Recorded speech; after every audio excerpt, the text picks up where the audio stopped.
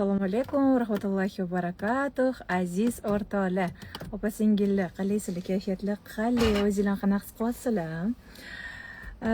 Bugungi efirimizda noodatiy bo'ladi. Bunaqa energiyada, bunaqa kayfiyatda hech qachon efir qilmaganman. O'shaning uchun efir oxirigacha o'tiringlar. Insightlarim, aytadigan ma'lumotlarim juda ko'p. Hozir efir faqat ayollar uchun deb yozib qo'ying. Efir faqat ayollar uchun. O'ta farosatsiz erkaklar borda kirib olib bizga xalaqit qilishadi. Va alaykum assalom. Assalomu alaykum. Qalaysizlar, kayfiyatlar qalay, o'zingizlar qanaqa his qilyapsizlar? Xullas, men Xitoydan kelib oldim, eson-omon va shunaqangi zo'r bo'ldi. O'zi bu 7 kunlik ta'lim sayohat edi. Lekin men oxirgi imенно o'zimni psixologiya yo'nalishimga mos darslarga 3 kunga bordim. Tezgina qizim bilan borib qaytdim. Uchish, u yoq bu yoq transferlar bilan 4 kunga cho'zildi. Где-то 4 kun bo'ldim o'tdi. Xullas, imенно mani направленiyamga mos darslar bo'ldi. Ya'ni inson o'zini qadriyatlari va hayotdagi o'z o'rni, oila va jamiyatdagi o'rni haqida o'zi yaxshi bilaman deb o'ylardim. O'zi dunyodagi eng nodon inson, hamma narsani o'zim yaxshi bilaman degan inson bo'lar ekanda. Har doim yo'q, men bilmayman, menga o'rgating deb o'quvchi pozitsiyasida bo'lganimiz yaxshi ekan. Hozir qizlar, kommentariyalarni o'chirib turaman. Efir oxirida sizlar bilan savol-javob qilamiz, xo'p? Bugungi efir o'sha Xitoydagi insightlar haqida gapiramiz, savol-javob qilamiz. Keyin ichingizdagi, sizdagi qarshiliklar, qo'rquvlar haqida gapiramiz va rizq va baraka sirlari haqida ham ozgincha ma'lumot berib ketaman. Chunki auditoriyamda juda ko'pchilik pulsizlikdan, pul yetishmasligidan, qarz kreditlardan aziyat chekishar ekanda. Albatta farzand tarbiyasi va undan tashqari er-xotin munosabatlari va undan ham tashqari o'zingizning orzu niyat maqsadlaringizga yetishish texnikalari, ya'ni o'ta duolar, zikrlar. O'zim shu kunlarda yangi duo o'rganganman, o'shani ham o'qib yuribman va Xudoga shukr, natijalar yomon emas. Xudo xohlasa efir oxirida yana sizlar bilan bo'lishadigan duo zikrlarim bor va undan ham tashqari sizlarning ham savollariga javob beraman. Vaqt ajratdim sizlar uchun. Endi Xitoyga keladigan bo'lsak, o'zi ko'pchilik Xitoyga обычно bozor qilish uchun bozorchilar borishadi, biznes uchun borishadi, shopping uchun borishadi. Именно Guangzhouga men o'qish uchun bordim. Bilasizlarmi, Xitoyda bolalarga va ayollarga shunaqangi e'tibor kuchli ekan. Misol uchun, o'ta erkak kishilar faqat mehnat qiladi. Qanaqa yo'l bilan bo'lsa ham pul topishga va o'sha topgan pulini oilasiga olib kirishar ekan. O'tda mana shu bolani tarbiyasida onani o'rni juda ham muhim ekanligini yana bir bor ko'rib guvohi bo'ldim.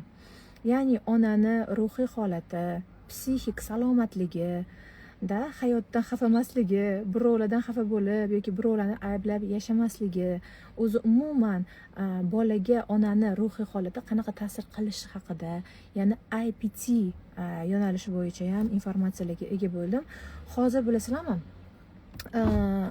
mana shu chiqishimdan oldin yana bitta yangilik eshitib qoldim-da. Oblako.uz Telegram kanaliga o'tsanglar, o'sha yerda pedofilga uchragan, ya'ni 6-sinf o'quvchini o'qituvchisi iznasilovать qilgan. Xavfli insonlar turi bu, tushunyapsizlarmi?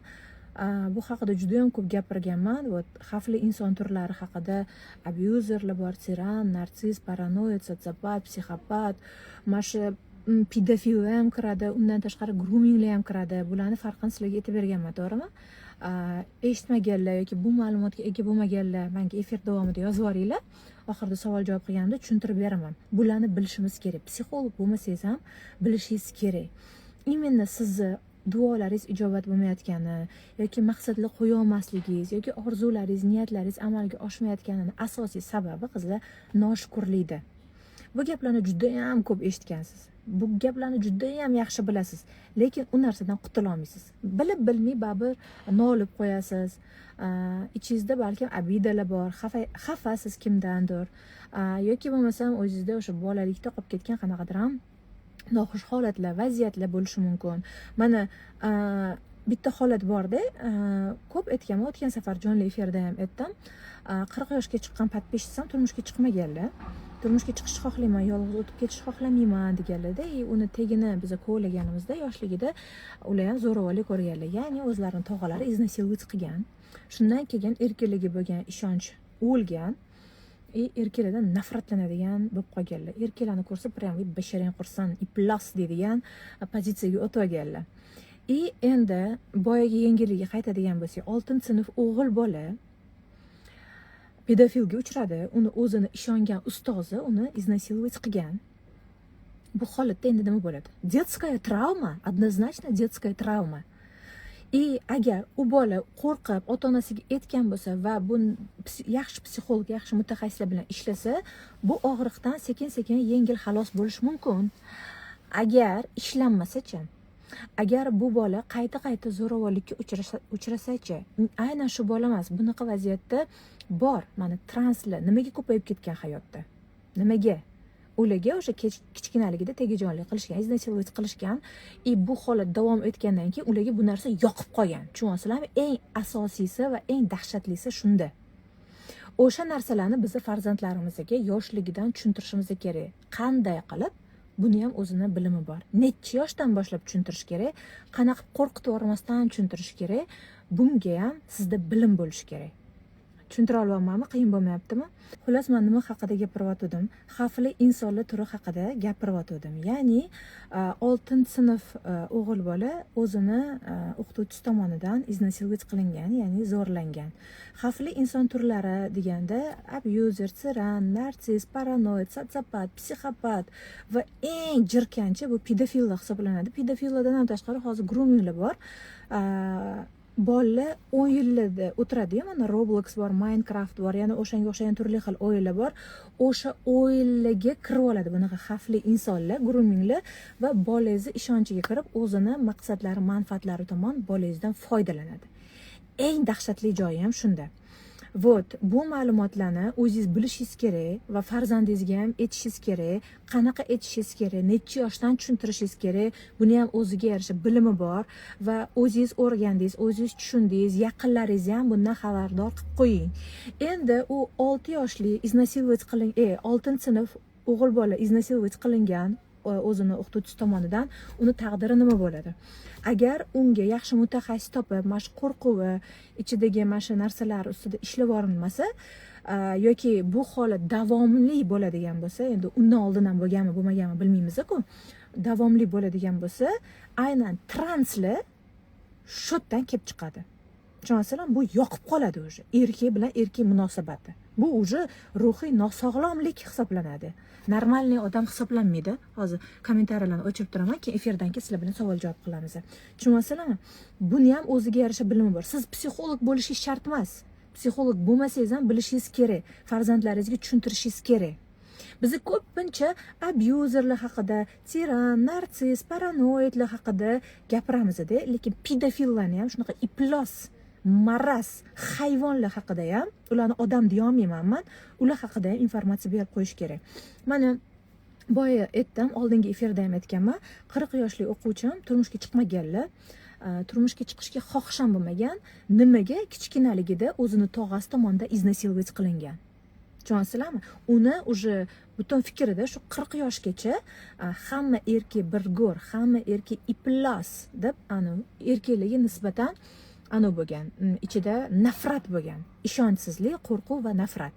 Bo'ldi, erga tegishni xohlamayman, chunki hamma erkak bir go'r degan uстановка bo'lgan. Lekin ishoninglar, hamma erkak bir go'r emas. Buni ham, bu uстановкani ham men ilm olib, rivojlanib to'g'irladim. Hamma erkaklar ham bir go'rmas ekan, hamma erkaklar ham iplosmas ekan. Yaxshi, Allohni tanigan, mehribon, vafodor, halim, karim, halol bo'lgan erkaklar ham bor ekan, alhamdulillah. Bunaqa holatlar, bunaqa vaziyatlar bizga nimaga beriladi? Ko'zingni och degan signal bo'ladi, qizlar. bizni ayollarimizni asosan bizni farzand tarbiyasi bilan onalar shug'ullanadi. Adalar ko'pincha ish qiladi, pul topib keladi, ro'zg'or tebratadi. Afsuski, ro'zg'or tebratmaydigan, umuman qorasini ko'rsatmaydigan erkaklar bor.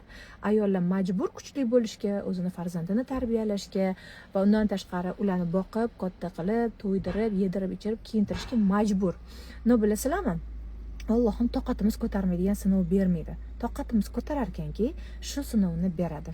Misol uchun juda ham ko'p ayol va qizlar menga yozishadi, pulsizlikdan qiynalmayman, ishlamayman, dekretdaman, qanaqa qilib yechim topiy, menga pul kerak, qanaqa zarobatovать qilsam bo'ladi, pulim bo'lganda o'qardim, mana ilm olib rivojlanardim deyshadi.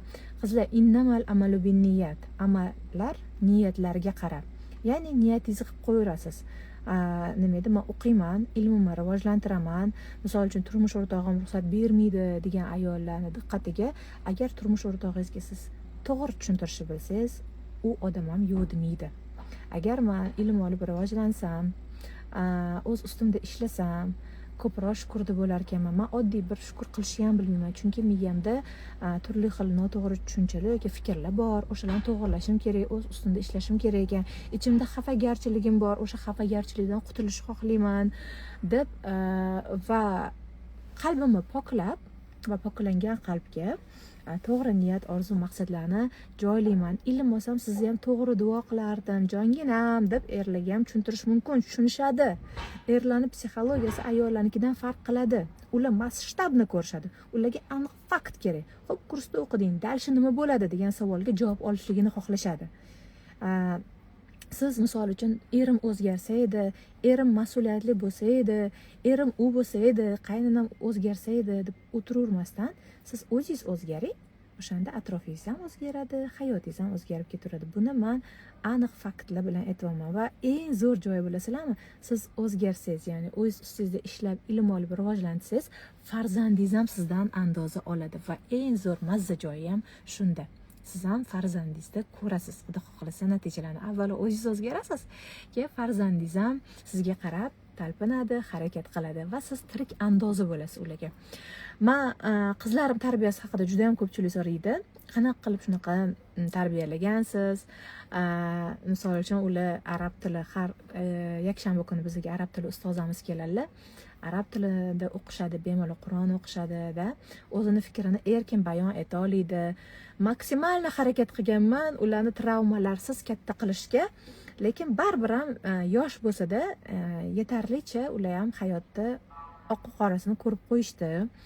Chunki bizga ham qattiq sinov kelgan, men ham ajrashganman birinchi turmush o'rtog'im bilan va biz ham pulsizlikni ham ko'rdik, uysizlikni ham ko'rdik-da. Lekin barchasi Allohning izni bilan hozirgi holatimga keldim. Hozirgi turmush o'rtog'imga kelishim uchun ham aytamanki, o'sha hayot, sinovlar meni tayyorlagan ekanda, hozirgi turmush o'rtog'imga loyiq bo'lish uchun deyman-da. Mo'minlarga mo'minlar, muslimlarga muslimalar deydi-ku. Hamma o'zini hozirgi holatidagi insonlarga mos. Oldin meni ustozim, psixologiya bo'yicha ustozim bilan gaplashganimda, oldin o'sha 7-8 yil oldin, seni qaynonang ham, turmush o'rtog'ing ham o'zingga mos, xavotir olma derdilar-da.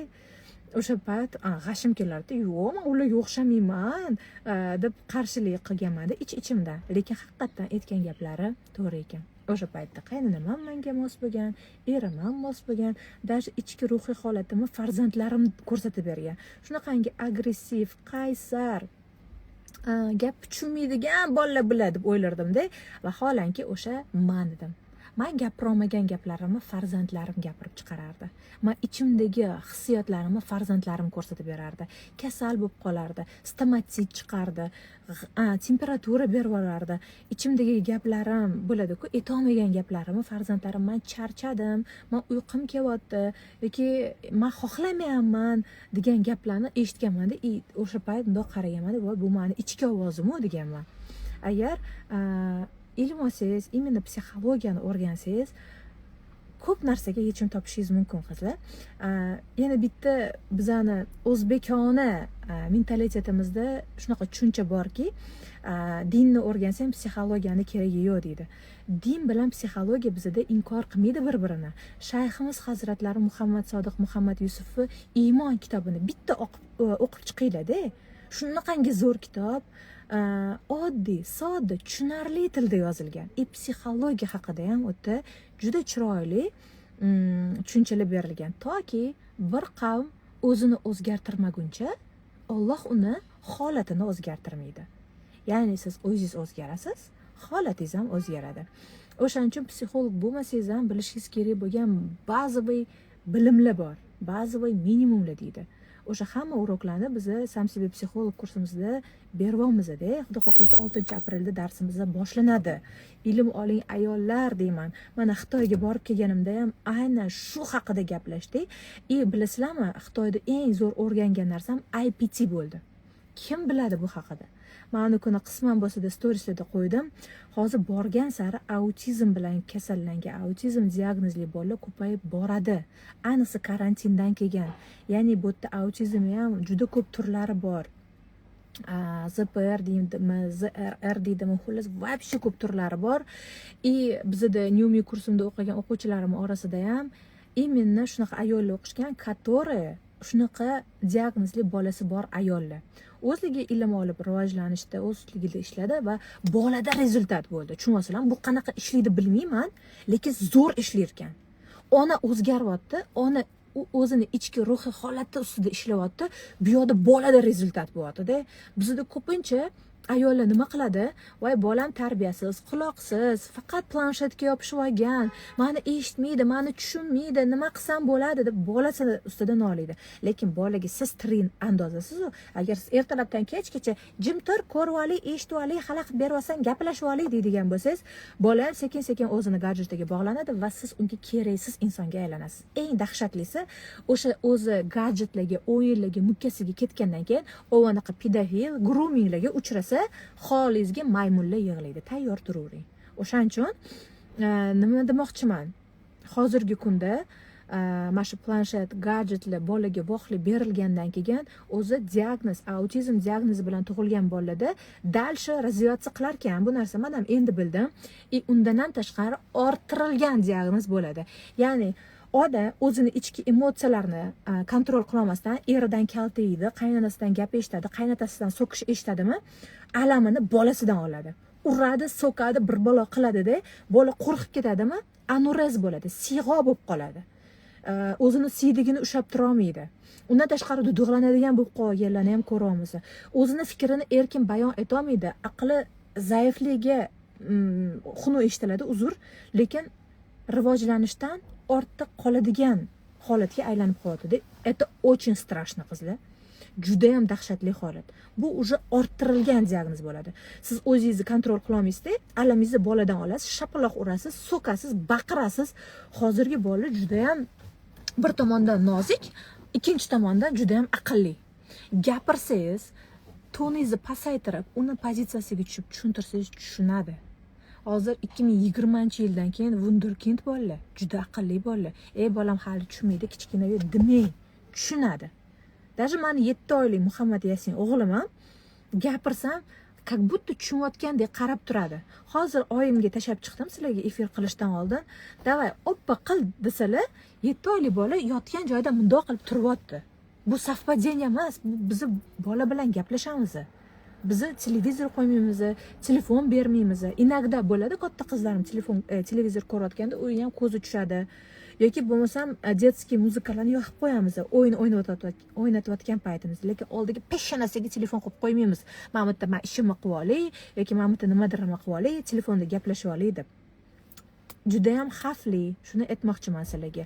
Qachonki ona telefon bilan band emas, ilm bilan band bo'ladigan bo'lsa, turmush o'rtog'i ham xursand bo'ladi, qaynonasi ham xursand bo'ladi va bolasiga tirik andoza bo'ladi. Endi pulsiz IPT haqida gapiryotdim. Imенно hozir pul to'g'risida ham gapiraman.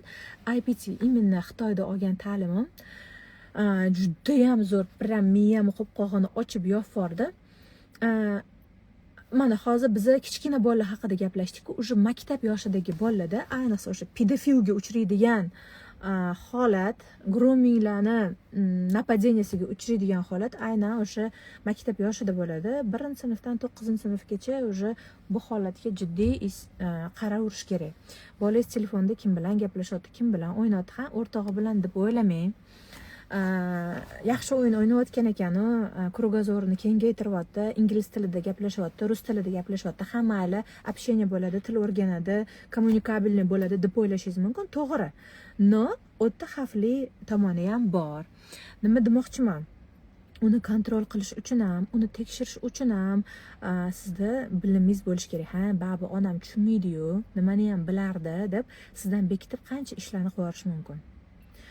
IPTda aynan shu shakllanadigan bosqichi nima bo'lar ekan? Qarang, diqqat bilan eshitinglar, farzandlaringizni kuzatinglar. Ayniqsa o'smir yoshidagi bolalar xonasiga bekinib oladi, muloqot qilishni bas qiladi, yopilib oladi. O'sha farzand yopilib oldimi, sizga hech narsani aytgisi kelmayaptimi, sizga ishonmayaptimi, onamdan gap eshitib qolaman, adamdan so'kish eshitaman, keyin men telefonnimni olib qo'yishadi, bunaqa jazo turlarini qo'llashadi deb sizdan bekitdimi, уже bo'tta опасный signal degani. O'sha paytda siz srazu ilmlisiz, ziyolisiz, sizda bilim bor. Bilim bo'lmasa o'qing. Bularni srazu eng birinchi bosqichidan sezib olib, bolangizni o'zingizga qaytarib, o'zingizga yaqin bo'lishi va xavfli insonlar tomon ketib qolmasligi uchun ham siz bolangizga shu qadar o'rtoq bo'lib olishingiz kerak ekanki, xato qilsa ham urib so'kmasdan, "Ha, men seni tushunaman, men sen bilanman, nima qilsang ham menga aytaver" deb ishonch berishingiz kerak ekan. Sizdan bekitib nimadirlar qilish kerak emas ekan. Hozir bilasizlarmi? Mana men Seul Munda yashayman. Aylanib yuradigan bo'lsak, kechqurun 12-1 gacha qizlar, bolalar aylanib yurishadi va bolalar kam. Qizlar ko'p daydib yurgan. O'zbek, ro'molli qizlar ichib, chakib, o'sha hozir elektronniy sigaretlar bor, o'shanaqalarni chakib yurishibdi. Ularni ota-onasi qayerga qaraydi, men bilmayman lekin. 12-1 gacha qiz yuribdi, ko'chada shataloq otib, uydagi ota-onani xabari bormikin deb o'ylab qolaman-da. Men dugonamnikiga ketyapman. Dugonamnikida yotib qolib dars qilaman desa, "Ha, qizim, misol uchun agar ruxsat beradigan bo'lsangiz, o'zingizga ruxsat berish kerak emas, mabodo ruxsat beradigan bo'lsangiz, albatta orqasidan borishingiz kerak va tekshirishingiz kerak. Lekin telefoniga o'sha bilmayman qanaqadir ham programmalar bor, o'rnatib qo'yishingiz kerak. Haqiqatan u dugonasini uyidami? Dugonasini uyida nimalar qilyapti? Bundan xabardor bo'lishingiz kerak. Tabiiyki o'g'il bolalarga ham. O'g'il bolalarga двойной e'tibor berish kerak, chunki ularda ichib chakishdan ham ko'ra уже tabletkalarga o'tirib olish, narkotiklarga o'tirib olishda turlari juda ham ko'p. Va undan ham dahshatlisi, o'g'il bolaga qiziqib ketayotgan payti ham bor. Qizlarga qiziqmaydi bolam, приличный deb bitta ayol kelganlar deb oldimga. Uni tegini ko'rsa, u qizlarga qiziqmas ekan, o'g'illari o'g'il bolaga qiziqar ekan. Mana shunaqa achinarli, juda ham dahshatli, jirkanch holatlar ham bo'ladi. U narsalarga o'sha xavfli insonlar turlari bor, o'shalarni aniqlab farzandlaringizga tushuntirib qo'yishingiz kerak. IPTdagi yana bitta muhim moment, bola maktabidan travma olib keladi. Qiz bolami, o'g'il bolam farqi yo'q. Izdivatsiya qilishadi, yaxshi kiyim kiymasa yoki yaxshi telefon tutmasa yoki oldida puli bo'lmasa, tarbiyasiz, normalniy oilada tarbiya ko'rmagan bolalar nimada boshqa bolalarni shunaqa chiqishtirishmaydi. Ajratib qo'yishadi, ustidan kuladi, uradi, tepadi, so'kadi, hammani oldida izdivatsiya qiladi va tabiiyki bolada детская travma paydo bo'ladi. Bola maktabga bormayman deydi, xonasiga bekinib oladi, kasal bo'lib qoldim deb pretvaryatsiya qilishi mumkin. Bu paytda siz nima qilishingiz kerak? Agar bilmaydigan bo'lsangiz, sizga bilim kerak. Hozir masalani qo'rqitmoqchi emasman qizlar, lekin shunaqangi xavfli zamonda yashayapmiz. Maksimalni qizmi, o'g'ilmi farqi farzandlarimizni o'zimizga olib borib, o'zimizga maktabdan olib kelishimiz kerak. Lekin degan joy bor. Mamsik bolalarni katta qilib qo'yishimiz mumkin. Ya'ni ne kommunikabilniy. Ya'ni na oilada, na jamiyatda o'z o'rniga ega bo'lmaydi. O'zi erkin qaror qabul qila olmaydi, maqsadlarini qo'ya olmaydi, faqatgina onasiga yoki adasiga suyanib qoladi. Bu yerda ham nima qilish kerak degan savol borda. Tushunsalam, o'shancha zolotaya seredina degan narsa bor. Ya'ni oltin o'rtalik, balans topib olish kerak. Rosta o'smir yoshdagi farzandingiz bo'ladigan bo'lsa, o'rta bo'lib olishingiz kerak. O'smir yoshga o'tgunicha, ya'ni bu hozir o'sha tug'ilgandan to 9 yoshgacha, hozir 9 yoshda уже oldinlab ketgan, boshlanyapti подростковый возраст. Qizlarda ham, o'g'il bolada ham o'zgarish 9-10 yoshdan ham boshlanadi. Biza paytimizda, men 91-yilman, 13, 14, 15, 16 yoshda подростковый возраст hisoblanardi. Hozir уже oldinlab ketgan, chunki qo'lida internet bor, bolalar voqli rivojlanyapti va farzandlarimiz aqlli, judayam hozir.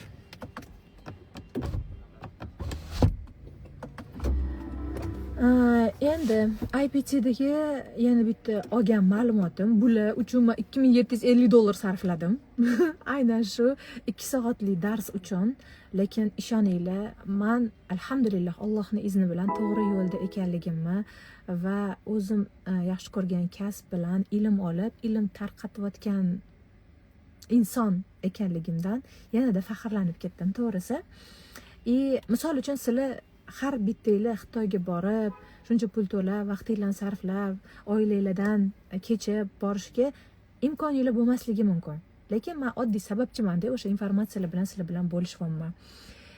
Farzandingiz yopilib qolyaptimi, gaplashgisi kelmayaptimi? Unda o'sha o'zi ishongan inson yo'qligidan ham darak bo'lar ekanda. Keyinchalik u kelajakda muvaffaqiyatli inson, siz xohlagan boy, muvaffaqiyatli, saxiy boylardan bo'luvchi da katta nima deydi? Mansabdor shaxsga aylanishi ehtimoli kam bo'lar ekan. O'shaning uchun siz ham farzandingizga, ham to'g'ri turmush o'rtog'ingizga to'g'ri motivatsiya berishingiz uchun ham sizda bilim bo'lishi kerak. Nimaga faqat ayollar bilim olishi kerak? Nimaga erlarimiz o'zida ishlashi kerak emas degan savollar ham tug'ilishi tabiiy. Bizi onamiz, ona bu olam. Bola olamni onani ko'zi orqali ko'rar ekanda, qizlar. O'shaning uchun bizi nimanidir qorani oq desak, bola ma'lum bir yoshgacha o'sha qorani oq deb ko'tdi bo'lar ekan. Yana bitta informatsiyani o'qidim. Bola 1 yoshgacha onasini xudo deb bilar ekan. Necha oylik, 6-7 oyligacha o'zini qo'l oyog'i deb o'ylar ekan. Endi bizni keyinchalik bola aqlini tanishib boshlagandan keyin, gapirishni boshlagandan keyin Alloh haqida, payg'ambarimiz sollallohu alayhi vasallamga muhabbat haqida agar bilimimiz bo'ladigan bo'lsa, keyin ma'lumotlar beramiz. U Alloh haqida informatsiya, Alloh tanigunga qadar bola so'zni onasini xudo deb bilar ekan. O'shaning uchun agar siz eringizni yomon ko'rsangiz, eringizni yomonlayversangiz, bola ham однозначно adasini yomon ko'radi. Bola ona kimni yaxshi ko'rsa o'shani yaxshi ko'radi, kimni yomon ko'rsa shuni yomon ko'radi. Kimdan nafratlansa shundan nafratlanadi ham bola. Ma'lum bir yoshga qadar, esini yig'ganiga qadar, oq va qorani tanigunga qadar. O'shaning uchun biz ayollar bolani hayotida juda ham muhim ahamiyatga ega shaxsmiz. Faqatgina ona emas. Faqatgina ona pozitsiyasi, ham o'rtog'i, ham o'sha so'zni holatda xudosi, ma'lum bir yoshgacha-da ishongan insoni, do'sti, sirdoshi, kerak bo'lsa, mayli ustoz va jazolovchi, to'g'ri yo'lga soluvchi insonimiz bo'lishi kerak ekan. Undan tashqari turmush o'rtog'imizga ham biz agar ichimizda xafagarchilik bo'ladigan bo'lsa, juda ham ko'p ayol va qizlar erdan xiyonat ko'rganda, xiyonat qilgan unutib olmayman, lekin ajrashish niyatim yo'q deydiganlar bor. Lekin o'sha xiyonatini har safar men bilan gaplashganda yoki yotog'imizga kirganimda eslab nafratlanaman erimdan, lekin ajrasha olmayman, boradigan joyim yo'q, pulim yo'q, uyim yo'q, bo'lmasam ajrashib ketaverardim deydiganlar ham bor-da. Qizlar, ajrim bu yechim emas. Ajrashib, misol uchun ilm olib rivojlanganlar va xavfli insonlar turini ajrata olganlar ajrashib qanaqadir yechim topgan bo'lishi mumkin. Ya'ni agar er abuzer, tiran, narsist, paranoid, psixopat bo'ladigan bo'lsa, uradigan, so'kadigan, narkoman bo'ladigan bo'lsa, ajrim yechim bo'lishi mumkin. Lekin agar hamma narsangizni qilib berayotgan bo'lsa, faqatgina hozirgi kunda ishi yurishmayotgan bo'lsa, ma'lum bir vaqt siz unga podдержка bo'lib, motivatsiya berib, bu holatdan o'tib olishingiz mumkin bo'lgan holat bo'ladigan bo'lsa, hech qachon ajrashmang. Naborot, erkak kishi yo'qchiligida sinaladi deydi-ku, xotinlar sinaladi. Ayol yo'qchilikda, erkak to'qchilikda sinaladi deb. Alloh rizoligi uchun deb harakat qiling. Qaynonangiz xizmatini ham, eringiz xizmatini ham, hamma narsani, qarindosh urug'i ham, hamma xizmatni Alloh rizoligi uchun deb qiladigan bo'lsak, bizda og'riqli bo'lmas ekanda, men erim uchun bunaqa narsalar qilgandim, qaynonamga bunaqa qilgandim, men bu insonga bunaqa yordamlar bergandim, u menga bunaqa atvet qildi deb xafa bo'lib yashamaysiz-da. Mayli, Alloh rizoligi uchun qildim.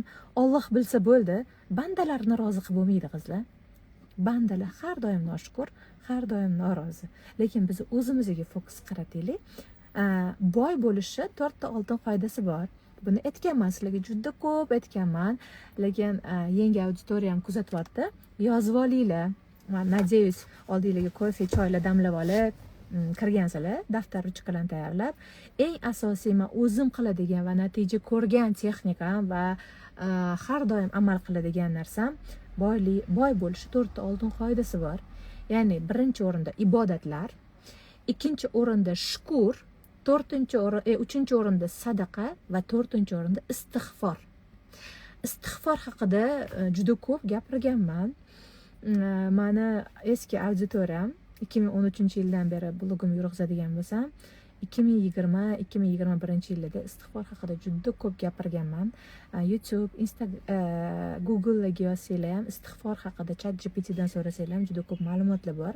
Biladiganlar bor, bilaman. Bilmaydiganlar uchun yengillik bo'lsin, biladiganlar uchun eslatma bo'lsin. Aynan istig'for sabab men juda ko'p muammolarimga yechim topganman. Tilingiz g'iybat, muhokamalar bilan band bo'lmasin, zikr, duo, istig'for, salovatlar bilan band bo'lsa, Alloh ham o'zi sizga kerakli bo'lgan narsani yetkazib qo'yadi. Ishoning, qalbimiz Allohga. Biz o'zimiz ham o'zimizniki emasmiz-da. Biz ham Allohnikimiz. Erimiz ham, farzandlarimiz ham Allohniki. Farzandlarimiz bizga omonat. O'sha narsalarni biz chotki bilib oladigan bo'lsak, ishoning, yo'q sizga kam bo'lgan joyi, yetishmayotgan joyini Allohim o'zi to'ldirib qo'yadi, qizlar. Nolib o'tirib, hammaga dardimizni aytishimiz shart emas. Pulim yo'q deyishni prosta bas qilish kerak. Alhamdulillah, pulim bor deng. Pulim yo'q deganingiz sari miya shunaqa ishlaydi. Xo'p bo'ladi deydi-da, dalshi pulingiz yo'q bo'ladi. Voy, qarzlar jonimga tegdi, qarzlardan qachon qutulaman deydigan bo'lsangiz, xo'p bo'ladi deydi-da, qarzlaringiz dalshi ko'payadi. Undan ko'ra shukr qiling. Alhamdulillah, non yeyapman, suv ichyapman, choy ichyapman. Barbiramcha tan olinglar. Afrikadagi yoki bo'lmasam qancha davlatlarni ko'rganman, ko'chada sarson bo'lib, oilasi bilan, даже Turkiyada ham yolg'iz onalar ikkita bolasini aravachalarga bosib olib, makulatura terib yurganlar ham bor-da. O'shanaqa holatda emasmiz yo'q, qizlar, tan olinglar. Borimizga shukr qilaylik. O'zbekistonda sharoit juda zo'r, oson pul topish. Harakat qilish kerak, harakatda baraka. Realni men shuncha davlatni ko'rdim, shuncha davlatda bo'ldim. O'zbekistonimiz haqiqatan jannat makon ekan. Mana qancha urushlar bo'lyapti, odamlarni bor budi yopib ketyapti. O'zingizlar ko'rib turibsizlar-ku. Shunchaki nolishcha bas qiling.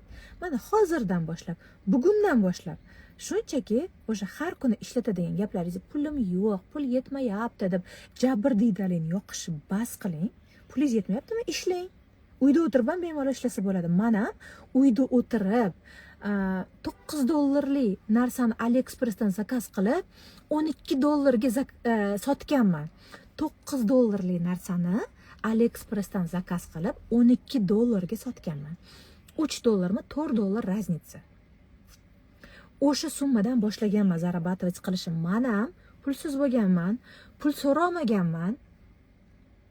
Bolalarim adasi qamalib qolgan paytlari ham bo'lgan va o'shanaqa uyda o'tirib dekretda holatimda ikkita qizim bilan kichkina edi. Aktualnida A nuqtam degan joy bor. O'shanaqa qilib boshlaganman pul topishni. Hech bo'lmasa bir oyda $100 topay deganman.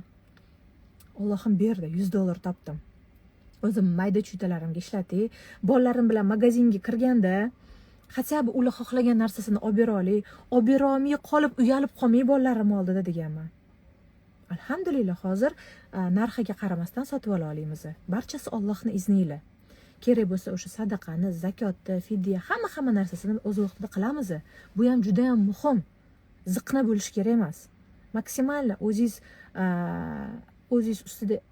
ustingizda ishladingizmi, hattoki bilimingiz bormi, bilimingiz bilan ham ulashishingiz kerak ekanda, berishga pulingiz bo'lmasa, yordam qila olmasangiz. Shuncha informatsiya olasiz. Shuncha bilimingiz bor. Uni ham tarqatish kerak. O'shaning uchun nima demoqchiman?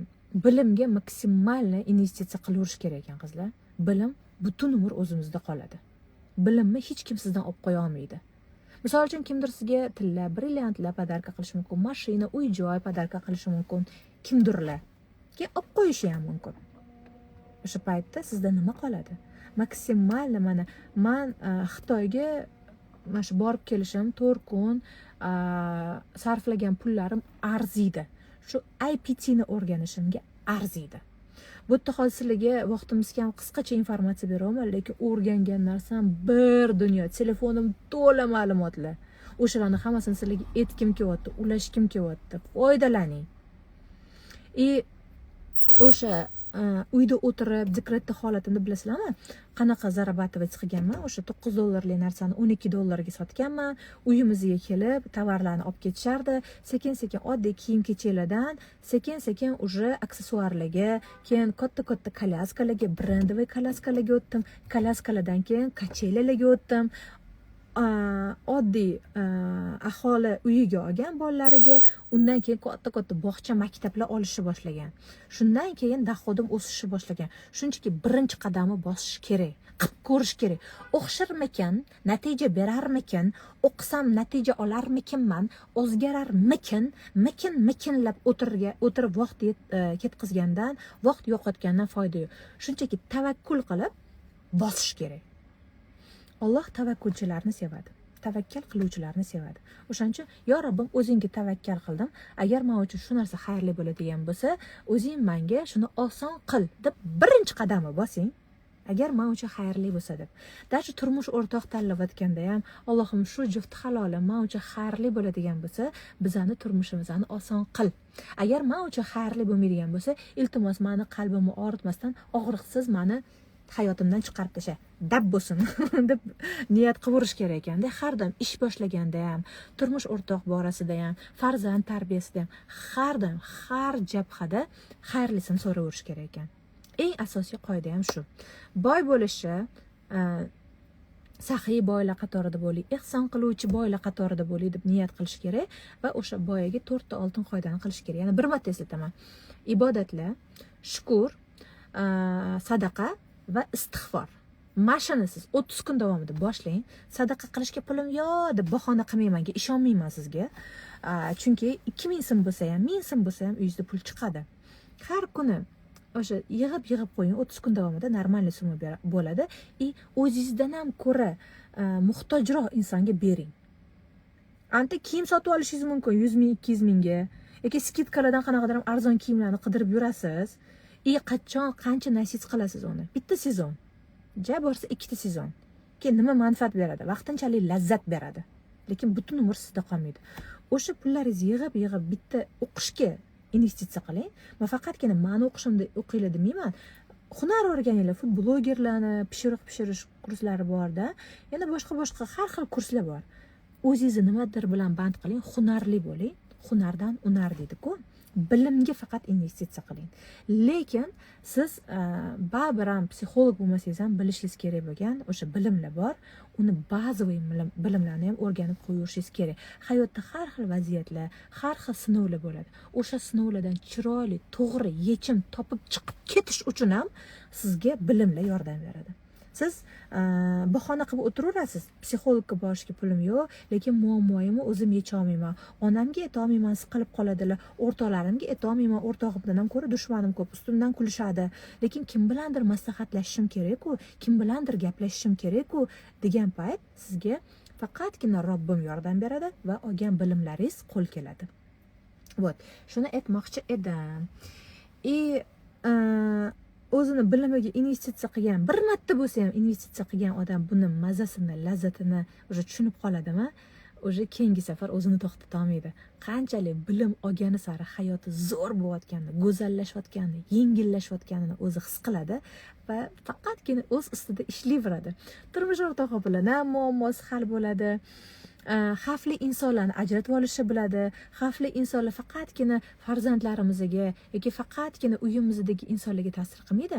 Misol uchun ishlasangiz, ish joyingizga borganingizda yoki do'st dugonalar, yangi tanishlar orttirganingizda bitta gaplashib ularni analiz qilib oladigan, diagnostika qiladigan holatga yetib olasiz. Bu juda ham zo'r. Misol uchun, qanaqa aytsam bo'ladi? Abuser deganda ko'pchilik faqat erkaklarni abuser deb tushunishadi. Yo'q, abuserlar ayollar ham bo'ladi. Manipulyatorlar bor, tiran, narsistlar bor. Ularni qanaqa ajratib olish mumkin? Ularni o'zgartirish mumkinmi? Ularni o'zgartirish mumkin emas, qizlar. Mas'uliyatsiz insonni qanaqa qilib mas'uliyatli qilib qo'yish mumkin? Qanaqa qilib mas'uliyatsiz erni ishlatish mumkin degan savol keldi. Bizni kimnidir o'zgartirib qo'ya olmaymiz. Kimnidir o'zgartirishga haqqimiz ham, huquqimiz ham yo'q. Ularni o'zgarishini kutib o'tiradigan bo'lsak, vaqtimizni yo'qotamiz, qarib ketamiz. Undan ko'ra fokus o'zimizga qaratib, juda ham oson, tilga yengil, lekin kuchli duolar bor. Duolar qilib, tilimizdan zikrlar bilan band qilib, o'zimiz o'zgaraylik, qalbimizni poklaylik, ichimizda negativ bo'lmasin, birovni ko'rganda g'ashimiz kelmasin, hasad bo'lmasin, ichqoralik bo'lmasin, xafagarchilik bo'lmasin. İçimizde faqatgina shukr bo'lsin va go'zal niyatli bo'lsin. Allohim nasib etmas narsani xayol ham qildirmas. Hayolimizga kelgan narsalar hayotimizga ham kirib keladi inshaalloh. Faqat bitta sharti bor. İchimizdagi musorlarni tozalashimiz kerak. Kelishib oldikmi? Bu narsa ham o'zingiz bilan kelishuvda, ham orzu niyat maqsadlaringizga yetishingizda, turmush o'rtog'ingiz bilan go'zal munosabatda bo'lishga, qaynonangiz bilan problemalarni yechishda, farzandlaringizni go'zal tarbiyalashda, oila va jamiyatda o'z o'rningizga ega bo'lishda katta yordam beradi. Endi qani ochingchi, qalay bo'lyapti efir? Savollaringlarni beringlar. Kstati, boya aytdim, efirimiz uzilib qoldi. 6 aprelda Samsiba psixolog kursimiz ham boshlanadi. Mashqda o'tirgan 300 ga yaqin opa-singillar, Allohim kerakli insonlarni, kerakli vaqtda, kerakli informatsiyalar bilan jo'natadi. Balkim bu sizga qanaqadir signaldir, balkim qanaqadir belgidir. Foydalaning. Kattakon rahmat. Rahmat sizlarga ham. Zo'r bo'ldi, rahmat. Nima savollar bor? Ozgina vaqtim bor. Savollaringizga javob berishim mumkin. Voy boya zo'r video tayyorladim. Bir kelib qoladi-da menga. Ani kuni bitta podpисчикам savol beribdilar-da. Qanaqa qilib shu holatingizga, shu darajaga yetdingiz deb. Har doim men endi 3 ta diplomga ega oliy ma'lumotli mutaxassisman, maksimalni chiroyli, gрамотно savollarga javob berishga harakat qilaman. Rahmat kattakon. Kurs narxi qancha? Men efirlarda yoki Instagram kanalimda narx aytmayman. O'zimni bozorchidek his qilaman, qizlar. Plus belgisini jo'natsanglar, direktdan yoki oxirgi videolarimni tagiga sizlarga informatsiya boradi. Menejerlar to'liq javob berishadi. Erinmasdan so'ranglar, menejer bilan bog'laninglar. Boya o'sha kelib qoldi-da, zo'r video oldim. Bitta podpисчикам shu darajaga qanaqa yetib qolgansiz? Siz ham ajrashgan ekansiz, sizda ham pulsizlik bo'lgan ekan, nimalarni bosib o'tdingiz? Qisqacha shunday javob berib yuboring deyshadi. Roman yozishadi. Kilometrlab сообщение yozishadi. Uzundan uzun голосовойlar yozishadi-da. Men ularni eshitib o'tirishga, hammasini o'qib chiqishga fizически vaqtim bo'lmaydi. Bu kibr emas, bu гордость emas, qizlar. Просто to'g'ri tushuninglar. Menda 650 mingta auditoriyam bor. Kuniga menga 100-200 ta сообщение tinmasdan keladi. Direktimi ochib bo'lmaydi. Alhamdulillah, shunaqa aktivniy, ilmga, bilimga chanqoq auditoriyam bor. Lekin to'g'ri tushuninglar, men hammani сообщениesiga javob bera olmayman. Mana shu bitta qilib javob beraman.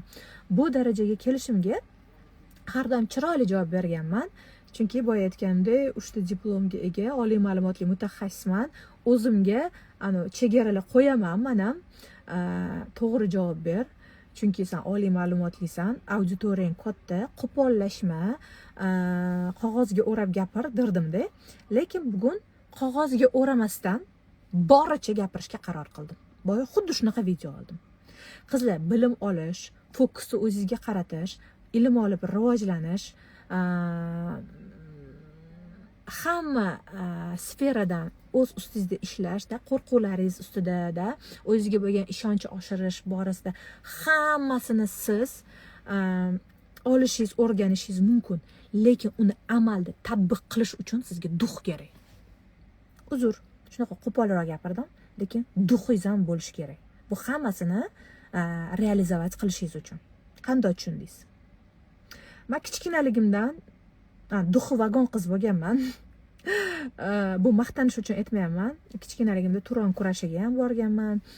Qizlar bilan urushib, talashib, даже o'g'il bolalar bilan ham urushib, yig'latib yurgan qiz bo'lganman. Real duhim vagon bo'lgan.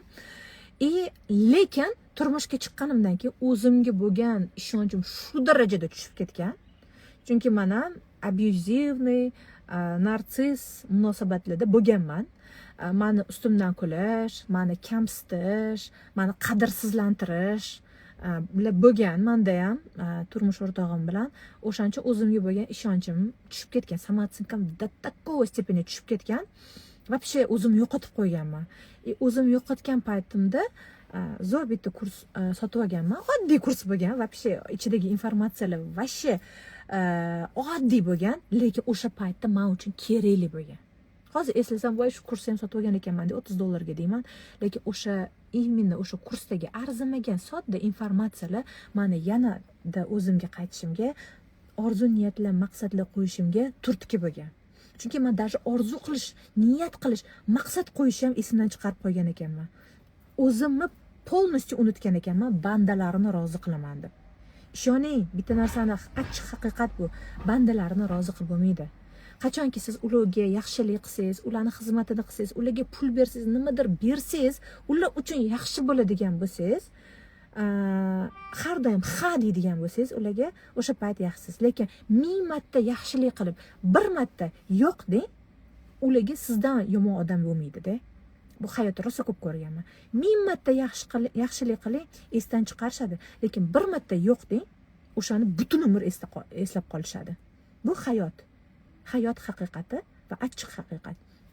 O'shaning uchun samootsенканgiz ustida ishlang, o'zingizga bo'lgan ishonch, qo'rquvlaringizni yenging, fokus faqat o'zingizga qarating deyman.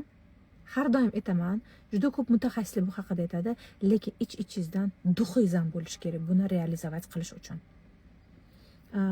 Bunga misol uchun qanaqa kelish mumkin? O'zini ham bilimlari bor. Xudo xohlasa, Samsiba psixolog kursimda bu haqida ko'proq informatsiya beraman. To'g'ri, bizanikilar shunaqa bandalardan kutarkanman-da, ustoz. Men ham kutganman. Kimdir kelib qutqarishini, kimdir kelib yordam berishini kutamiz. Bu holatda men ham bo'lganman. Lekin ular ham oddiy banda-da, ularga ham Alloh beradi. Allohning iznisiz ular ham hech narsa qila olmaydi. Nimaga bizni через кого-то, nimaga o'rtaga kimnidir qo'yishimiz kerak? Primoy Allohga bog'lanmaymiz. Primoy Allohdan so'ramaymiz-da. Erim qilib bersin, adam qilib bersin, qaynonam o'zgarsin deymiz-da. O'rtaga kimnidir o'rtakashlarni qo'shamiz. Menda bugun da'vat qila olmayman. Bunga haqqim ham, huquqim ham yo'q. Sudya mustim bor meni, именно diniy ma'lumotlar berganimga. Diniy ma'lumot tarqatish, etish, gapirish mumkin emas. Lekin ich-ichimda shunaqa ko'p informatsiya bor. Gapirgim keladi, lekin gapirishga tilim bor, haqqim yo'q deydi-ku. Baribir ham davlatimiz tomonidan chiroyli qonunlar chiqarilgan, qoidalar bor. Bu ham bizning xavfsizligimiz uchun. Chunki xavfli insonlar turlari bor. Даже bizning go'zal dinimizni niqob qilib ishlatadiganlar ham bor. O'shaning uchun ham mana shunaqa chiroyli qonunlar ishlab chiqilgan, bularga amal qilishimiz kerak. Lekin har doim nima bo'lishidan qat'iy nazar Allohga yuzlanishimiz kerak.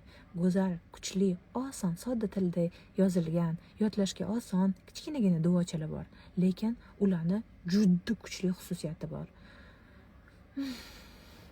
Ko'p narsa gapirgim kelyapti, mayli, berilib ketmay. Endi men uchun ham ustoz bo'ldingiz. Allohga shukr. Alloh xayrli qilsin, kursga qo'shildingizmi? Nega yaqin insonlardan tez zerikib qolinadi? Yaqin insonlardan tez zerikib qolinmaydi. Demak, u yaqin insonlar deyotgani sizga действительно yaqin inson emas.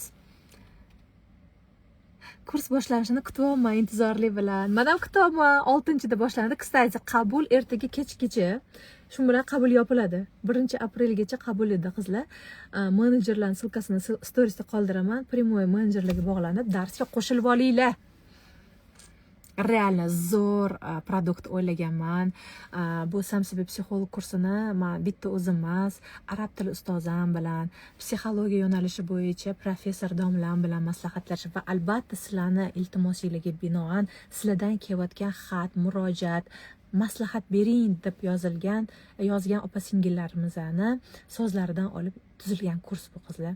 Reально men sizlarga aytaman, qiymati juda baland kurs. Narxi ham shunga yarasha. Lekin ko'pchilik mazza qilib o'qiydi. 1 oy davomida mazza qilamiz, ishoninglar.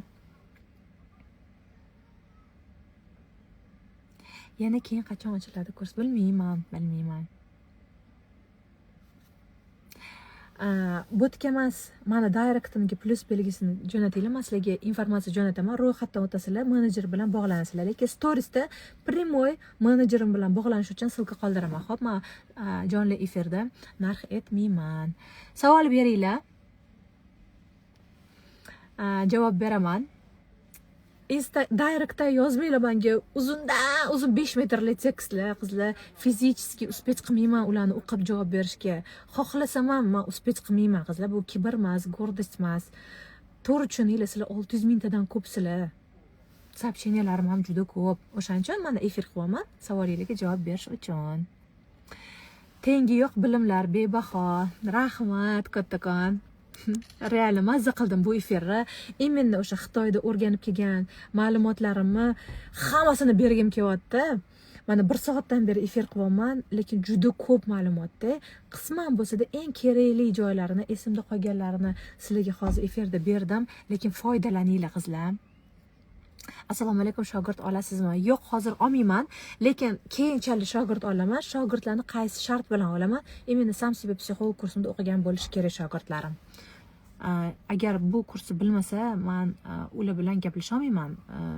Bu kursni o'qigan bo'lish shart-da.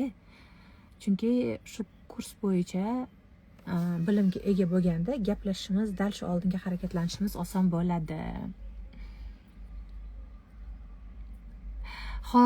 Hech nimaga ishtiyoq yo'qligi, ibodatligi qandaydir hayotimda rangsiz bo'lib qolgan, homiladorman, gormonlar o'zgarishlar sababmi, bilmayman, nima qilsam bo'ladi. Bu ham bo'lishi mumkin, gormonlar o'zgarishi bo'lishi mumkin. O'zingizda qanaqadir baribir transformatsiya jarayonida, lekin maksimalni homiladormisiz, yaxshi kayfiyatda yurishga, ko'p chiroyli duolar o'qishga, ruqiya, baqara suralarini ko'p eshitishga va Allohimma al-Musavvir asmolarini ko'p zikr qilishni tavsiya qilgan bo'lardim. Bolangiz ham chiroyli tug'iladi inshaalloh. Voy, men endi ko'raman, nimani o'rgatdingiz? Zo'r narsalar. Sizga havas qilaman. Rahmat, havas qilganingizdan-da ziyodasini bersin Allohim. Assalomu alaykum. Men ajrashganman, lekin o'shandan keyin erkak kishilarga ishonchim yo'q. Men sizni tushunaman, bu holatda men ham bo'lganman, lekin bunga yechim topsa bo'ladi. Shadisha, miyadagi musirlardan qanaqa qutulsa bo'ladi? Tez xafa bo'lib qolaman, hammani o'ylayveraman, keyin menga qaytmaydi, shuni o'ylayveraman, unaqa qilmayman deyman, baribir miyamdan ketmaydi. Men ham shunaqa holatda bo'lganman. Avvalo, qalb qotib ketgan bo'lsa, qorayib ketgan bo'lsa, uni tozalash kerak. Zikrlar bilan, duolar bilan, istig'for, salovatlar bilan psixologik tomondan qanaqa ishlash mumkin? Bunda imенно o'sha negativ kelgan paytda bitta negativ keldimi xayolingizga 10 ta pozitiv fikr, хотя бы 5 ta pozitiv o'rniga toping. Mana misol uchun kimdir sizni xafa qildi, o'sha xafa qilgan insonni hozir men shu insonni o'ylab vaqtimni ketqizamanmi, energiyamni ketqizamanmi, undan ko'ra mana narsalarni o'ylayman deb 5 ta yaxshi narsalarni o'ylashga odatlaning. Sekin-sekin miyani trenirovka qildirish mumkin. Qachonki siz ko'p negativ o'ylaydigan bo'lsangiz, xafa bo'laveradigan bo'lsangiz, bu детская pozitsiyada o'zi xafa bo'laverish bor-ku. Pora взрослеть. Katta yetuk shaxs pozitsiyasiga o'tish kerak. Детский pozitsiyadan chiqish kerak va hayotimni, vaqtimni, umrimni nimalarga va kimlarga sarflayapman. Qachonki siz energiyangizni, ya'ni quvvatingizni to'g'ri joyga va to'g'ri insonlarga sarflasangiz, energiyangiz shunchalik ko'payadi. Bu shunaqangi bir ajoyib mo'jizaviy narsaki, energiya to'g'ri joyga va to'g'ri insonlarga sarflangani sari ko'payadi, kamayib qolmaydi. Qachonki noto'g'ri joyga va noto'g'ri insonlarga sarflansa, tobora tushkunlikka tushasiz, energiyasiz, motivatsiyasi yo'q insonga aylanib boraverasiz. Rahmat katta. O'zi yaqiningizdek gapirganingizni his qildim. Даже yaqinlarimdan ham bunaqa samimiy, chin dildan gapirganini sezmaganman. Alloh rozi bo'lsin, ilmingiz ziyoda bo'lsin. Rahmat kattakon. Rosa xursand bo'ldim yozganlaringizni o'qib. O'zi mana kurslarimda o'qiganlar, konsultatsiyaga kelganlar aynan shu mendagi samimiyatni yaxshi ko'rishadi. Oldin jonli efirlar juda ko'p qilardim. Hozir уже turmushga chiqib, farzandli bo'lib, efir qilolmayapman. Ko'pchilik kechqurun efir qiling deyshadi. Kechqurun men efir qilolmayapman hozir. Nimagaki, turmush o'rtog'im ishdan kelganlaridan keyin telefonimni qo'lga olishga xijolat bo'laman. Efir qilib o'tirishga ham xijolat bo'laman va tabiiyki 9-10 larda men farzandlarimni cho'miltirib uxlataman. Ular uxlagandan keyin erga mehr berish kerak. 8-9 larda qiladigan bo'lsam, farzandlarimning energiyasi oshib, ayni avjiga chiqqan payt bo'ladi.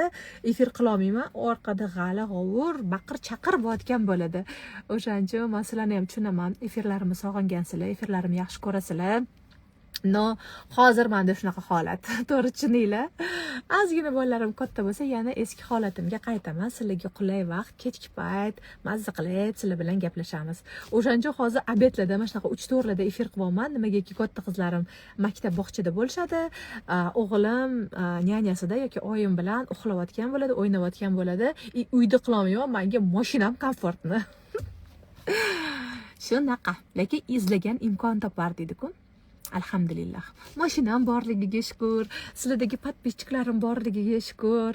Meni o'zimdagi shunaqa zo'r kayfiyatim, energiyam uchun shukr. Shukr qilishga juda ham ko'p narsalarimiz bor, qizlar, juda ham ko'p.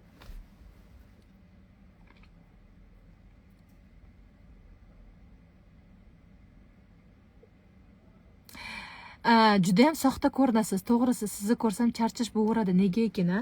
Nimaga unda meni kuzatyapsiz? Men sizni отражениеңizman. O'zingiz qanaqa bo'lsangiz, atrofda xuddi shunaqalarni ko'rasiz. Demak, o'zingiz soxtasiz. Ko'proq efir qilib turing. Harakat qilaman. Hozir shu haqida aytib. Inson o'zi qanaqa bo'lsa, atrofda xuddi shunaqalarni ko'radi. Inson o'zi soxta bo'lsa, atrofda hamma soxta deb o'ylaydi. Inson o'zi aldoqchi bo'lsa, atrofda faqat aldoqchilarni ko'radi. Inson o'zi chestniy bo'lsa, atrofida ham faqat chestniy insonlarni ko'radi. Inson o'zi mas'uliyatli bo'lsa, atrofida ham voy mashalloh, juda ham mas'uliyatli inson ekan-ey deydi. Mana komandamdagilar ham bu safar alhamdulillah shunaqa zo'r komandamga anaqalar yig'ildi, odamlar yig'ildi. Juda ham mas'uliyatli. Chunki men o'zim ham mas'uliyatliman.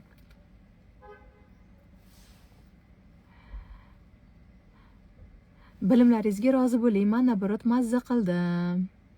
Rahmat kattakon, roziman. Siz ham rozi bo'ling. Shadisha, sizni sevaman. Rahmat kattakon.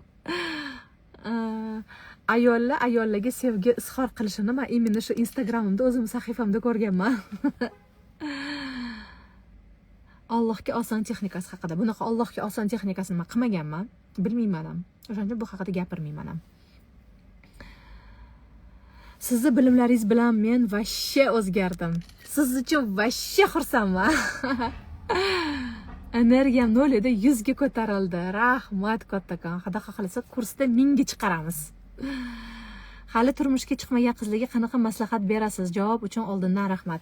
Hali turmushga chiqmagan qizlarga nima maslahat beraman? Birinchi o'rinda qalbingizni faqatgina Allohga bog'lang. Ikkinchi o'rinda faqatgina ilm oliy rivojlaning, hunaringiz bo'lsin. Iloji bo'lsa, o'zingizga dohodingiz ham bo'lsin. Ya'ni pul topadigan joyingiz ham bo'lsin. Qachonki o'zingiz ishlab pul topsangiz, o'zingizga bo'lgan ishonchingiz baland bo'ladi. Keyin turmushga chiqqaningizdan keyin ham agar xavfli inson turlariga kiradigan insonga mabodo Alloh ko'rsatmasin turmushga chiqib qoladigan bo'lsangiz ham undan o'zingizni himoya qilishni ham o'rganib olasiz. Bu uchun sizga bilimlar kerak bo'ladi. Ya'ni bazaviy minimumlar. Psixolog bo'lmasangiz ham bilishingiz kerak bo'lgan ma'lumotlar bor. Samsibiy psixolog kursida o'qing. Farzand tarbiyalashda ham, insonlar bilan munosabat o'rnatishda ham, qaynonangiz bilan ham chiroyli muomalada bo'lish uchun ham sizga bilim kerak bo'ladi. Har qanaqa vaziyatdan chiqib ketish uchun ham sizga bilim kerak. Iltimos, turmushga chiqishga shoshilmanglar. Turmush o'rtoq tanlashda ham to'g'ri turmush o'rtoq tanlash. O'zingizning qadriyatlaringiz bir xil bo'lgan turmush o'rtoq tanlang. Shoshib turmushga chiqmang. Iltimos, men o'zimni singlimga ham shunaqa maslahat beraman. Hozirgi kunda qizlarimiz juda ham aqlli, fokus faqat o'ziga qaratib ilm olib rivojlanishyapti, lekin bir xil qizlar uyidan qochish uchun ham, uyida nosog'lom muhit bor, uyi aurasi og'ir, tezroq turmushga chiqib ketsam, shu og'ir muhitdan, shunaqa og'ir aurasi og'ir insonlardan qochib ketardim deb qochib turmushga chiqadiganlar ham bor. Ishoning, turmushga chiqib qochish bu sizga chiroyli yechim bermaydi. Avvalo o'sha o'zingizni qizli uyingizdagi muhitda chiroyli yechim toping. O'sha yerda qanaqadir ham mazza qiling. Bitta o'zingiz bo'lgan holatingizda ham baxtli bo'la olgan paytingizda o'zingizga mos juft halol keladi. Misol uchun biz ayollar qanaqa juft halol qolaymiz? Boy bo'lsin, vafodor bo'lsin, uyim joyim desin, meni sevsin, menga u bularni qilib bersin, Alloh tanisin, ibodatli bo'lsin, halol bo'lsin, halim, karim, shedri bo'lsin deymiz-da, lekin o'zimiz ana shunday turmush o'rtoqqa mosmizmi? Ibodatli bo'lsin deymiz, o'zimiz ibodatlimizmi? Vafodor bo'lsin deymiz, o'zimiz shukurdamizmi? O'sha joyini ham qarab qo'yish kerak. Turmush o'rtoq tanlashda ham bilishingiz kerak bo'lgan bilimlar bor. O'zingizga mos turmush o'rtoq uchraydi. Voy, men noto'g'ri turmush o'rtoq tanlab qo'yibman, voy, adashibman demanglar. Alloh bilguvchi. O'sha men adashibman degan turmush o'rtog'ingiz ham hayotda sizga nimanidir o'rgatib ketgan bo'ladi. Voy, o'rtoq tanlashda adashibman demang. O'sha o'rtoqdan ham siz nimanidir o'rgangansiz. Sizga nimanidir o'rgatib chiqib ketgan. Voy, qaynonam bunaqa demang. Qaynona ham ma'lum bir rolini ijro etadi, sizga sinov bo'ladi va o'stiradi. Har bir holat, har bir vaziyat, har bir sinov bizani o'stiradi. Bu haqiqat. Faqat insight olishimiz kerak, o'sha holatdan to'g'ri xulosa chiqarishimiz kerak.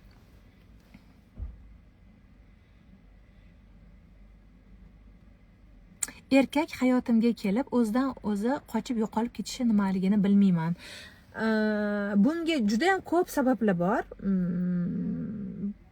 Juda ham ko'p narsani aytishim mumkin, lekin siz bilan ochiq oydin face to face, ya'ni ko'rishib gaplashmayman. O'zingizdagi qanaqadir bloklar deymizmi, noto'g'ri ustanovkalar yoki ichki qo'rquvlar ruhiy holatingiz ta'sir qiladi-da baribir. Misol uchun ko'pincha nima bo'ladi? Standartni tip emasligini aytaman. Erkaklar baribir ko'zi bilan yaxshi ko'radi.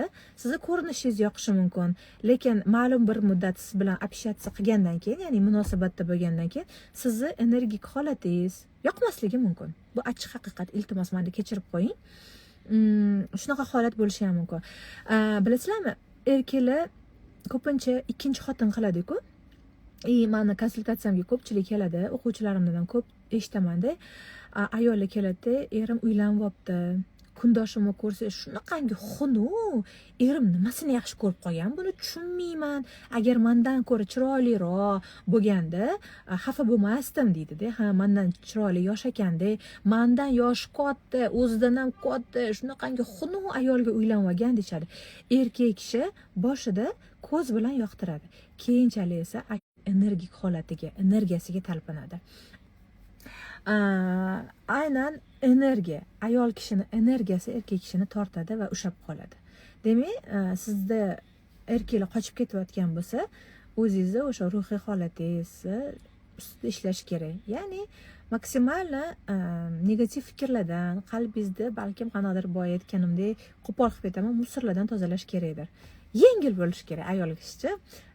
Yengil deganda yengil tabiat bo'lish kerak emas. Energiyasi, kayfiyati inson oldiga kelganda magnitdek tortib oladigan nimasidir bo'lishi kerak.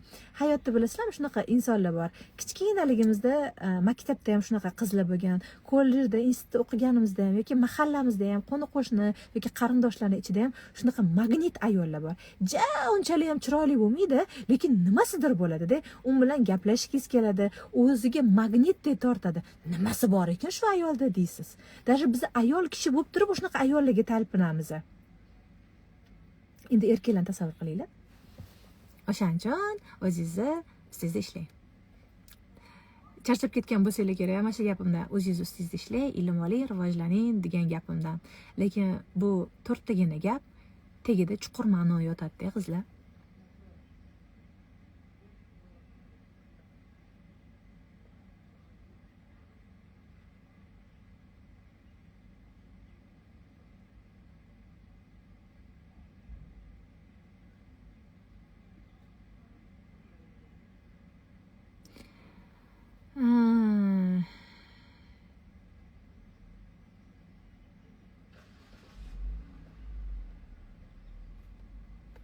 Doim kulsa, doim kayfiyati yo'q bo'lsa ham, ko'tarsa, bor mehrini ham bersa, boshqalar bilan xiyonat qiladigan erkaklarni nima qilsa bo'ladi? Unaqa erkaklar avvalo o'ziga xiyonat qilayotgan bo'ladi. Misol uchun, sizning eringiz bo'layotgan bo'lsa, u inson eringiz sizni tanlagan, o'zini tanloviga xiyonat qilyapti. Bu yerda faqatgina sizga bog'liq narsa emas, erga ham bog'liq bo'lgan joylari bor. Siz fokus faqat o'zingizga qarating. Siz o'z ustingizda ishlang. O'sha eringiz ham xudo xohlasa keyin ot aylanib qozig'ini topadi deydi-ku, qozig'ini topadi.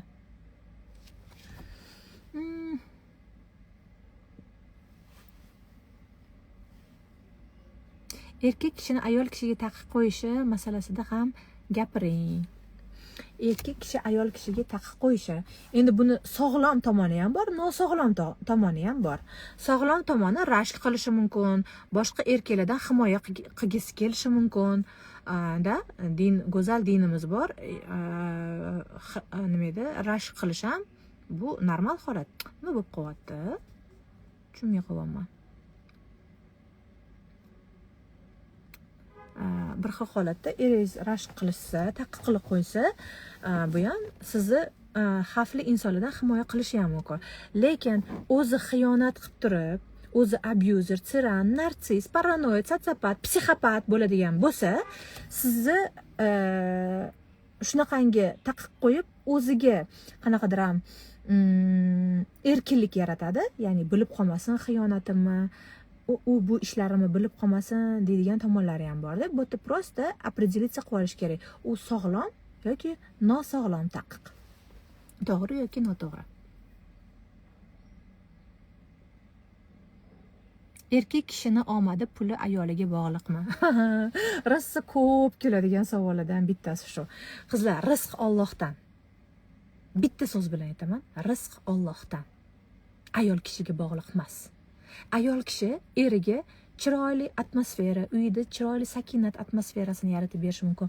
Bilimi orqali, o'zini energiyasi orqali unga ishonch berib, motivatsiya berishi mumkin. Lekin, anita ishlamay yotsa, bu ayol kishiga bog'liq emas. U orqasini ko'tarish kerak, borib ishlash kerak. Всё. Uzr. Men 3 ta diplomim bor, oliy ma'lumotli mutaxassisman, lekin men ham ayolman-da. Ayollarni tushunaman. Bu holatda men o'zim ham o'tganman. Oddiy bandaman-da, emotsiyaga berilib, lekin ad-dushi gapiraman. Shunaqa holat. Energichniy bo'lish uchun nima qilish kerak? Energiyaga to'la bo'lib yurish uchun. Boya aytdim o'sha haqida. Energiyani to'g'ri joyga sarflasangiz, to'g'ri insonlarga sarflasangiz, energiya o'z-o'zidan ko'payadi, kamayib qolmaydi. Demak, energiyasizmisiz? Energiyangizni noto'g'ri joyga va noto'g'ri insonlarga sarflayapsiz. Qo'pol qilib aytganda. Biram chiroylisiz, rahmat, siz ham chiroylisiz demak.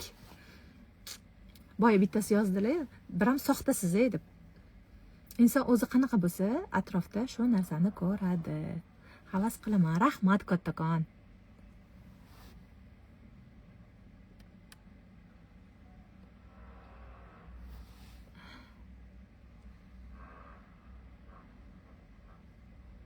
Assalomu alaykum, yaxshimisiz? Abuzer inson bilan yashayman, bir duo o'rgating. Qizlar, oson yechim topish xohlaymiz-da. Misol uchun qaranglar. İç-içingizdan xafagarchilik bo'ladigan bo'lsa, negativ bo'ladigan bo'lsa, norozichilik bo'ladigan bo'lsa, bitta duo orqali nimanidir hal qilib qo'yish qiyin.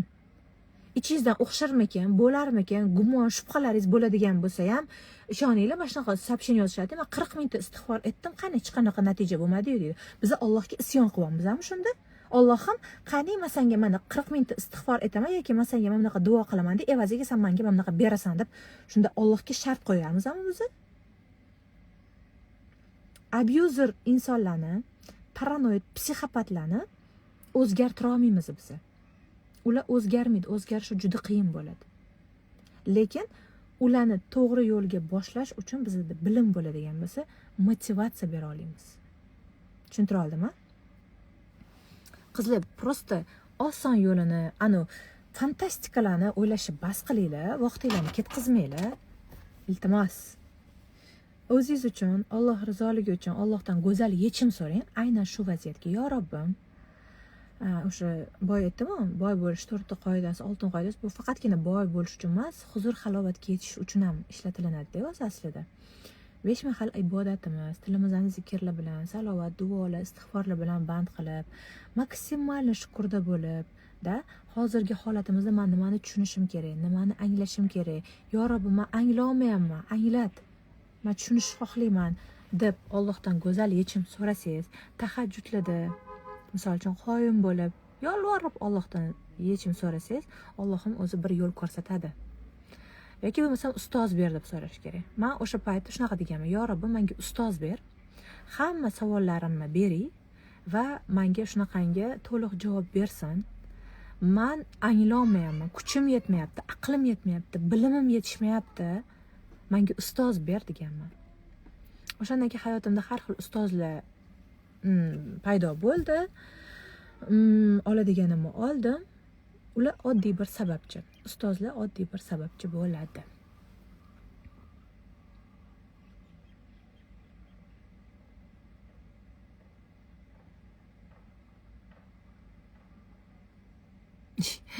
Bir iltimosim bor, 40 ming istig'for yordami bormi? Iltimos, YouTube'ga 40 ming istig'for deb yozing, o'sha yerda hamma savolingizga javob topasiz. Juda ko'p narsalarni men aytib o'tganman. Qizlar, efirni saqlangiz qilaman deb boshidan ko'rib chiqinglar. Shadiya opa, sizga bir nimalar degim kelyapti, lekin hech gaplarim xayolimga kelmayapti.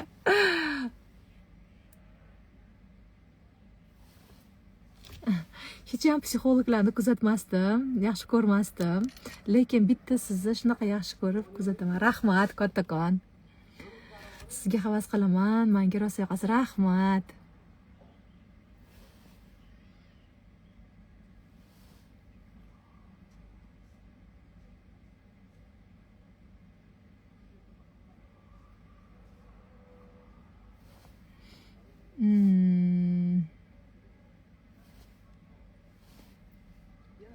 $15,000 qarzim bor, yorim bilmaydi, nima qilay.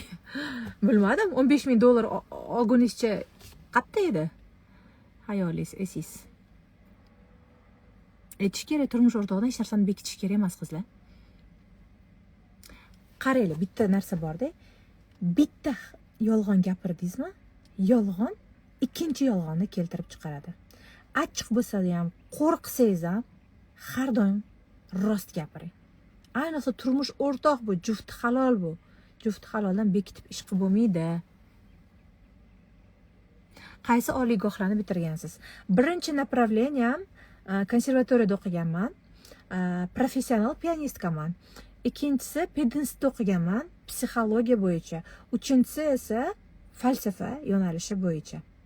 Ikkinchi kurs magistrman. Xudo xohlasa, bitirganimdan keyin PhD ham yoqlayman. Mana psixologiya bo'yicha.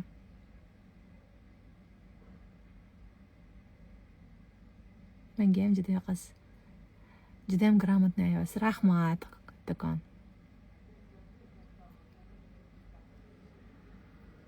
Asankangiz вообще tekis. Yo. Asankam ustida men ishlamoqchiman. Ayniqsa tug'ganimdan keyin kesarva bo'lganman. kesarov bo'lganlar yaxshi bilishadi. Osonka o'z-o'zidan ana bukchayib yurish bo'ladi. Yana bizda Muhammad Yasin katta-da, alhamdulillah, polvon bola. Uni ko'tarib olmam, mana uxlatayotganimdan keyin yana bukchayish menda bo'lyapti. Buni to'g'rilashim kerak. Agar sizlarda zo'r mutaxassis bo'ladigan bo'lsa, iltimos menga jo'natib qo'yinglar.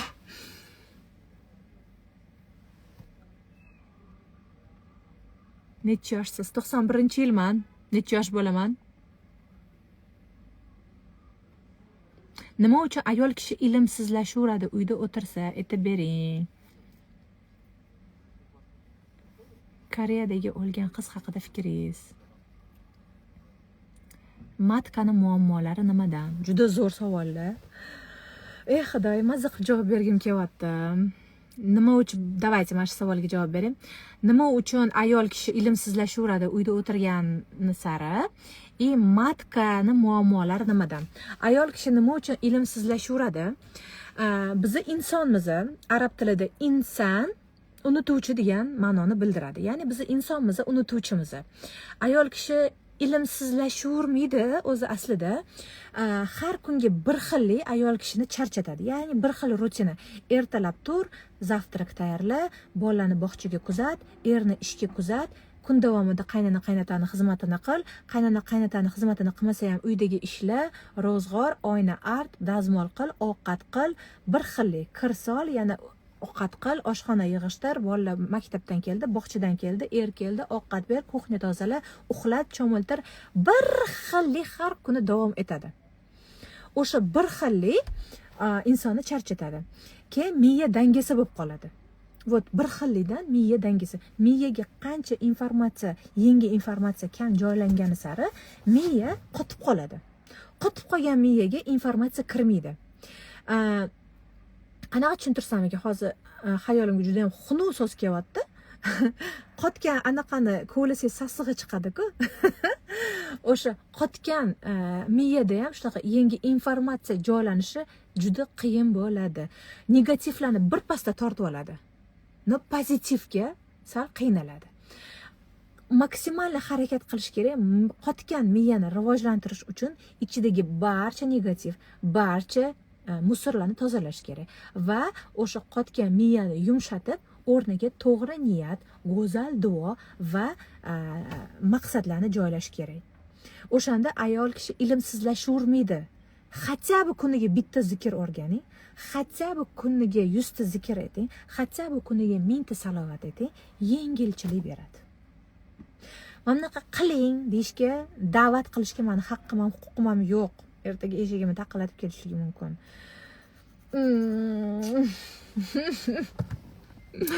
Boya aytganimda aytishga tilim bor, haqqim yo'q deydi-ku. Ayol kishi ilmsizlashavermaydi. Kuniga har kuni hatto bitta informatsiya, yangi bilim oling va miyangizni yangi informatsiyalarga, pozitivniy fikrlashga trenirovka qildiring. Shunda ilmsizlashavermaysiz.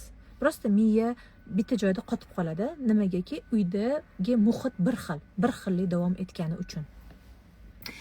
Matkadagi problema. Matkadagi kista, mioma, yana nimalar bo'ladi? Eroziyalar, ko'krak saratoni, ayollardagi kasalliklarni barchasida kelib chiqishini asnovasi psixosomatikasi, erkaklarga bo'lgan abidalar, erkaklarga bo'lgan nafratdan kelib chiqadi. O'shancha agar xiyonat ko'rgan bo'lsangiz, zo'ravonlik ko'rgan bo'lsangiz, erkaklardan pand yegan bo'lsangiz, adingiz tomonidan travmalaringiz bo'lsa, akalaringiz tomonidan travma bo'lsa, eringiz tomonidan travmalar bo'ladigan bo'lsa, prarabotka qiling. Bo'lmasam, o'sha matkingiz bilan yoki ko'kragingiz bilan problema bo'ladi.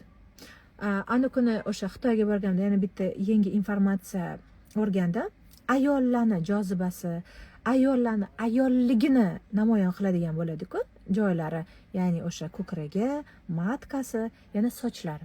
Sochi ham to'kilib ketar ekan qizlar. Sochiga oq tushib, shunaqangi dahshatli to'kilib ketar ekan.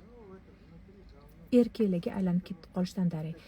Yana tuklar ham ko'payib ketadi. Soqol chiqadi, qo'lida, oyoqlarda, hamma joyda tuklar ham ko'payib ketadi. Uje mujiklashishni boshlaysiz.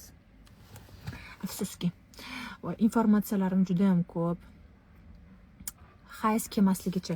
Birinchidan kasalliklarni yechimini topish uchun meditsinaga murojaat qilish kerak.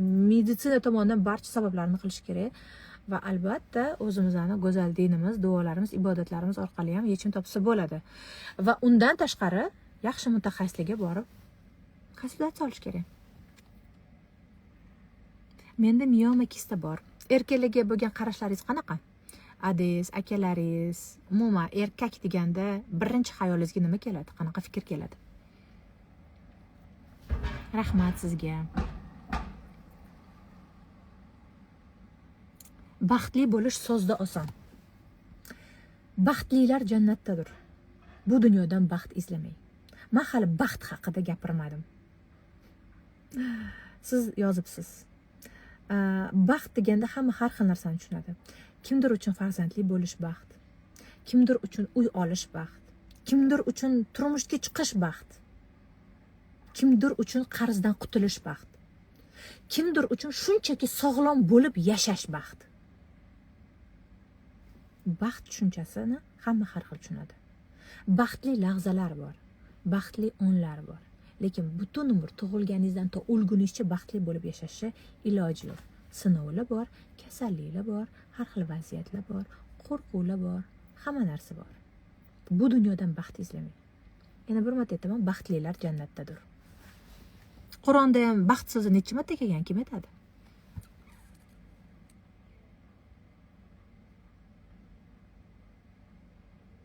Manda eroziya bor, siz aytganda tuklar qarinlashib ketgan.